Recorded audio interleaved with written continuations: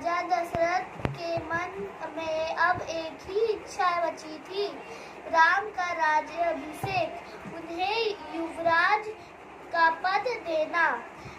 अयोध्या लौटने के बाद से ही उन्होंने राम को राजकाज में शामिल करना शुरू कर दिया था। हेलो फ्रेंड्स, मैं हूँ Saloo and Saloo's Minty Diary with lovely blogs में आपका स्वागत है। कैसे हैं आप लोग?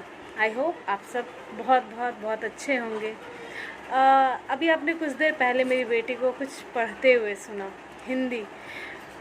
हिंदी ऐसे तो हम लोग के लिए तो बहुत इजी है बोलना, नॉर्मल हिंदी लैंग्वेज। इंग्लिश थोड़ा टफ हो जाता है क्योंकि हम लोग घर में हिंदी बोलते हैं, ठीक है। लेकिन बच्चों को हिंदी पढ़ने में और लिखने में थोड़ा प्रॉब्लम हो जाता है कभी कभी। वो क्यों होता है? जो कि मैंने अपने एक्सपीरियंस से सीखा है फ्रेंड्स। मेरी बेटी जब 2 क्लास में थी तो वो हिंदी पढ़ नहीं पाती थी। क्लास 2 की बच्ची और हिंदी नहीं पढ़ पाती है, समझ में नहीं आता था कि प्रॉब्लम कहाँ हो रही है। 3 में गई तब तक उसे थोड़ी प्रॉब्लम होती थी, लेकिन समझ आ नहीं रहा था कि प्रॉब्लम आखिर हो कहाँ रही है। मैं उससे बहुत पूछती थी, वो बोल नहीं पाती थी, बस पढ़ नहीं पाती हूँ, बस इतना ही कहती थी, ठीक है। तो एक बार उस वक्त वो किसी टीचर के यहाँ पढ़ती थी, तो मैं थोड़ा कम ध्यान दे पाती थी उस वक्त, तो मुझे समझ नहीं आता था, मैंने ध्यान देना छोड़ दिया। लेकिन फिर वो ट्यूशन मैंने वहाँ से छुड़वाया उसे, और घर पे ही मैं पढ़ाने लगी, ठीक है। तो जब मैंने पढ़ाना स्टार्ट किया तो मैंने देखा कि उसे बहुत दिक्कत होती है। कहाँ? का, की, कू, के कुछ नहीं पढ़ पाती थी, कुछ समझ में ही नहीं आता था उसको। तो फिर मैंने एक बात पूछा उससे कि क्या तुम्हें 12 खड़ी पढ़ाई गई है? तो उसने कहा नहीं मम्मा। तब मेरी बात समझ में आई और मैंने उसे 12 खड़ी पढ़ाया, और उसके बाद वो एकदम बहुत अच्छे से अब रीडिंग कर पाती है, लिख भी पाती है, पढ़ भी पाती है। किसी भी चीज़ को पढ़ने में उसे कोई दिक्कत नहीं होती।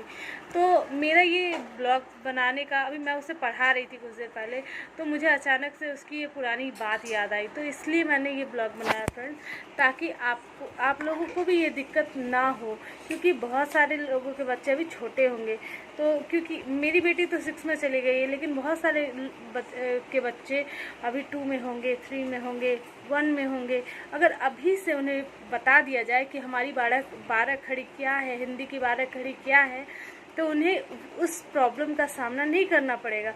क्योंकि बच्चों को जब 12 खड़ी नहीं पढ़ाई जाती तो वो बच्चे अगर हिंदी में बहुत तेज़ भी हैं, फिर भी उन्हें प्रॉब्लम्स तो होती ही है, क्योंकि रटना किसी भी प्रॉब्लम का सॉल्यूशन नहीं होता है।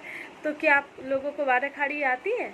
अगर आती भी है, फिर भी मैंने सोचा कि क्यों ना आपको रिवाइज करा दिया जाए, ठीक है। तो इसलिए मैंने ये ब्लॉग बनाया है। तो आइए देखते हैं 12 खड़ी। तो फ्रेंड्स, कुछ 12 खड़ी अभी मैंने लिखी है आपके सामने। ये इस तरह है। सिर्फ 12 खड़ी लिखना नहीं, बोलना भी फ्रेंड्स उतना ही ज़रूरी है। क्यों? क्योंकि हम जब उच्चारण करना बच्चों को सिखाते हैं, तभी वो जानते हैं कि कहाँ पे हर्षई है, कहाँ पे दीर्घई है, कहाँ पे हर्षऊ है, कहाँ पे दीर्घऊ है। नहीं तो क्या होता है कि हर्षई की जगह दीर्घई लिख देते हैं, हर्षऊ की जगह दीर्घऊ लिख देते हैं, बहुत सारी प्रॉब्लम्स हो जाती है। इसीलिए जैसे लिखना ज़रूरी है, वैसे ही बोलना भी ज़रूरी है। बोलना कैसे है? क, का, की, कू, के, कै, को, कौ, कं, कह। तो अब ख, खा, खी, खू, खे, खे, खौ, खं, खह। अब ग की 12 खड़ी।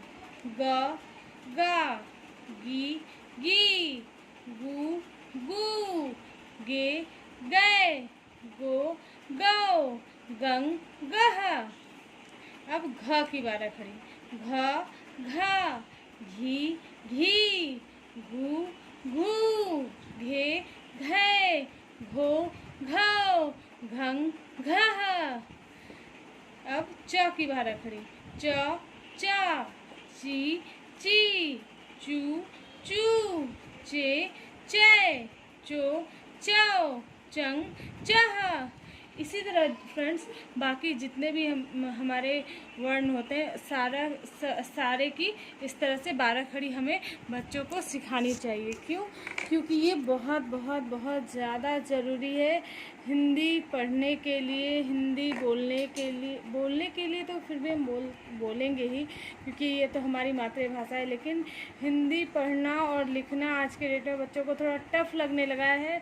उसका कारण ये है कि उन्हें सही से 12 खड़ी नहीं आती है।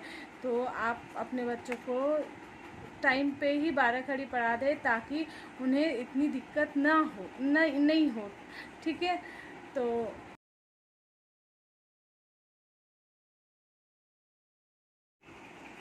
अगर आपको मेरा ये ब्लॉग पसंद आया, काम का लगा, तो इसे अपने में फॉलो भी कीजिए और दूसरों को भी शेयर कर दीजिए ताकि कुछ फ़ायदा उन लोगों को भी मिल जाए। और मेरे इस ब्लॉग को लाइक कर दीजिए, मेरे चैनल को सब्सक्राइब कर दीजिए। Thank you so much.